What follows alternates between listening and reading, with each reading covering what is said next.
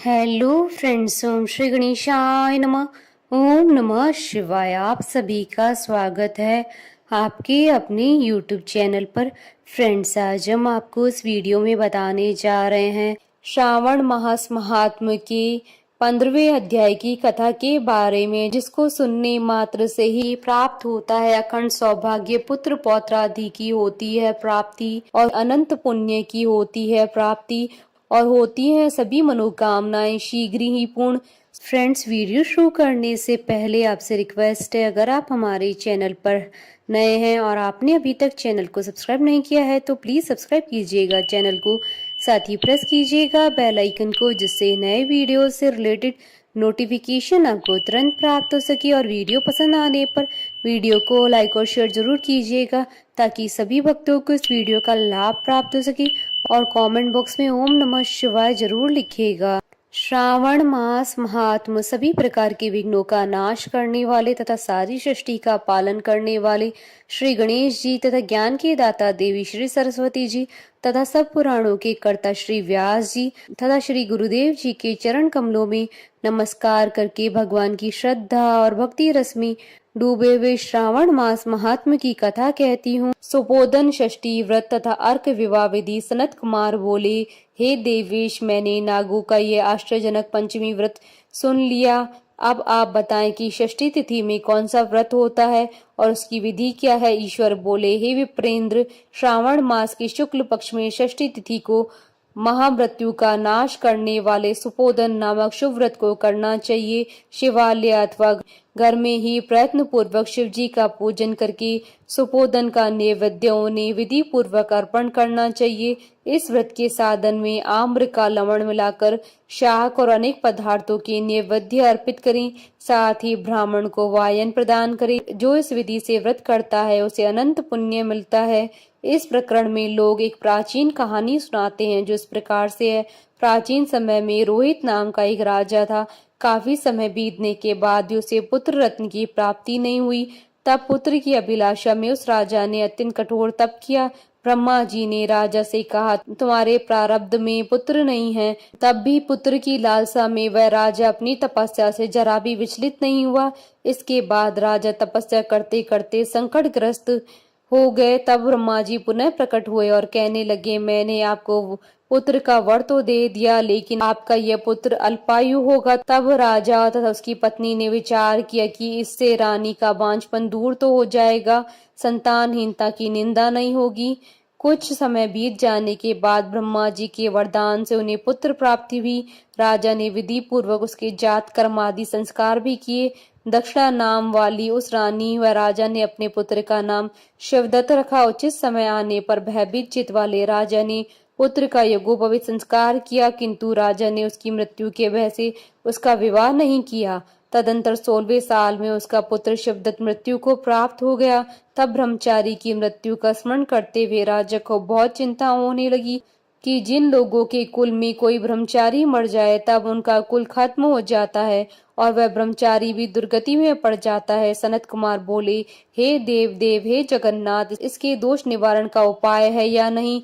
यदि उपाय है तो अभी बताएं जिससे दोष की शांति हो सके। ईश्वर बोले, यदि कोई स्नातक अथवा ब्रह्मचारी मर जाए तो अर्क विधि से उसका विवाह कर देना चाहिए।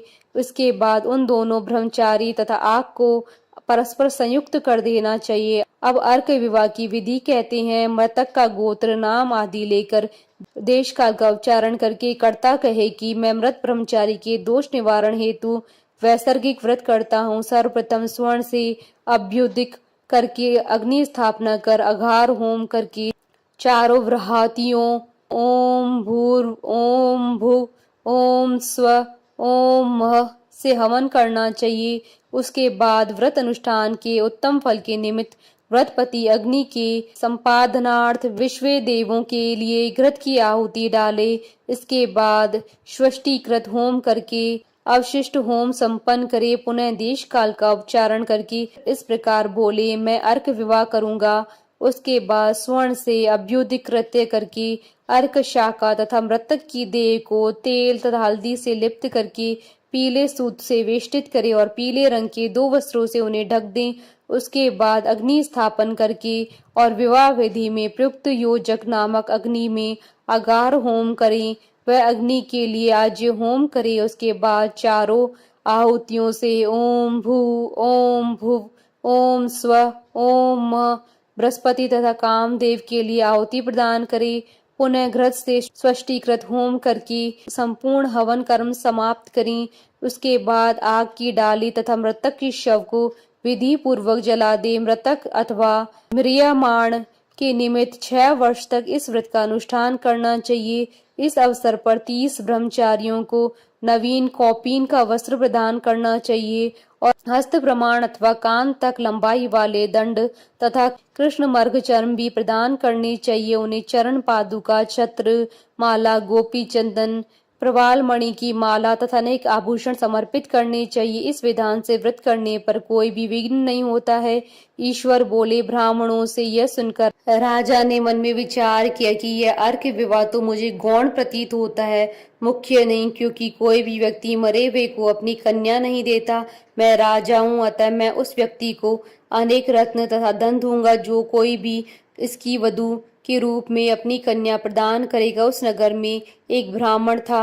उस समय वह किसी दूसरे नगर में गया हुआ था। उसकी एक सुंदर पुत्री थी जिसकी माता की मृत्यु पहले ही हो चुकी थी। ब्राह्मण की दूसरी भी पत्नी थी जो ब्राह्मण की पुत्री के प्रति बुरे विचार रखती थी तथा दुष्ट मन वाली थी। कन्या 10 वर्ष की तथा दीन थी और अपनी सौतेली माता के अधीन थी। अतः सौतेली माता ने द्वेष तथा अत्यधिक धन के लालच में 1 लाख मुद्रा लेकर उस कन्या को मृतक राजकुमार के लिए दे दिया। कन्या को लेकर राजा के लोग नदी के तट पर शमशान भूमि में राजकुमार के पास ले गए और शव के साथ उसका विवाह कर दिया। उसके बाद विधान पूर्वक शव के साथ कन्या का योग करके जब वे जलाने की तैयारी करने लगे तब उस कन्या ने पूछा, हे सज्जनों, आप लोग क्या कर रहे हैं? तब वे सभी दुखित मन से कहने लगे कि हम लोग तुम्हारे इस पति को जला रहे हैं। इस पर भयभीत होकर बाल स्वभाव के कारण रोती हुई उस कन्या ने कहा, आप लोग मेरे पति को क्यों जला रहे हैं? मैं जलाने नहीं दूंगी। आप लोग सभी यहाँ से चले जाइए। मैं अकेली ही यहाँ बैठी रहूंगी और जब ये उठेंगे तब मैं अपने पति देव के साथ चली जाऊंगी। उसका हठ देखकर दया के कारण दीन चित्त वाले कुछ भाग्यवादी वृद्ध जन कहने लगे, अहो, होनहार भी क्या होता है, इसे भी कोई जान नहीं सकता। दीनों की रक्षा करने वाले तथा कृपालु भगवान न जाने क्या करेंगी। सौत की पुत्री का भाव रखने के कारण सौतेली माता ने इस कन्या को बेचा है। अतः संभव है कि भगवान इसके रक्षक हो जाएं।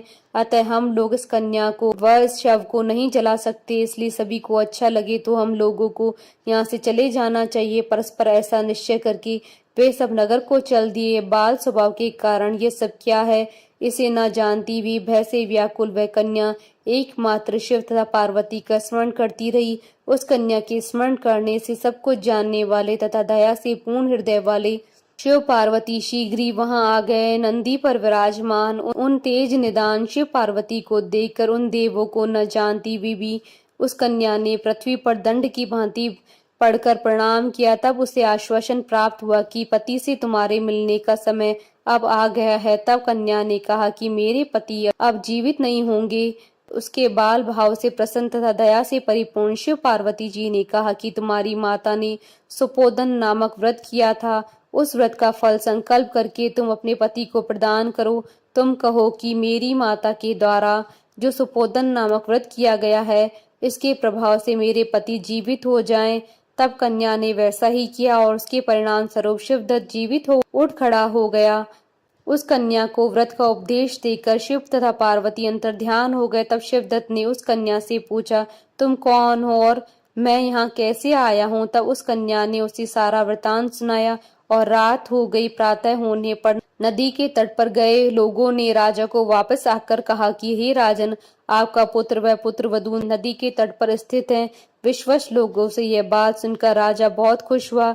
वह हर्ष बेरी बजवाते हुए नदी के तट पर गया। सभी लोग प्रसन्न होकर राजा की प्रशंसा करने लगे। वह बोले, हे राजन, मृत्यु के घर गया हुआ आपका पुत्र पुनः लौट आया। इस पर राजा पुत्र वधू की प्रशंसा करने लगे और बोले कि लोग मेरी प्रशंसा क्यों कर रहे हैं? प्रशंसा की योग्य तो यह वधू है, मैं तो भाग्यहीन तथा अधम हूँ।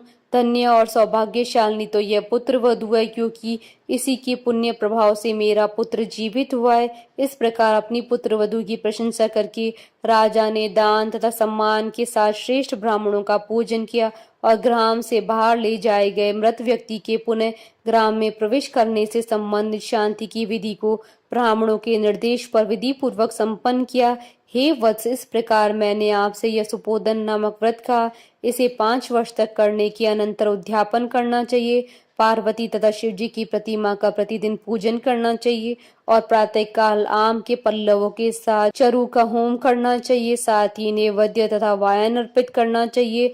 मनुष्य यदि व्रत की बताई हुई इस विधि के अनुसार आचरण करे तो वह दीर्घ जीवी पुत्र प्राप्त करके मृत्यु के बाद शिवलोक को जाता है। इस प्रकार से श्री स्कंद पुराण के अंतर्गत ईश्वर सनत कुमार संवाद में श्रावण मास महात्म्य में सुपोदन षष्ठी व्रत कथन नामक 15वां अध्याय पूर्ण हुआ। बोलिए भगवान गणेश जी की जय। भगवान शंकर माता पार्वती जी की जय। हमारे साथ इस वीडियो में अंत तक बने रहने के लिए आपका धन्यवाद। ओम श्री गणेशाय नमः। ओम नमः शिवाय।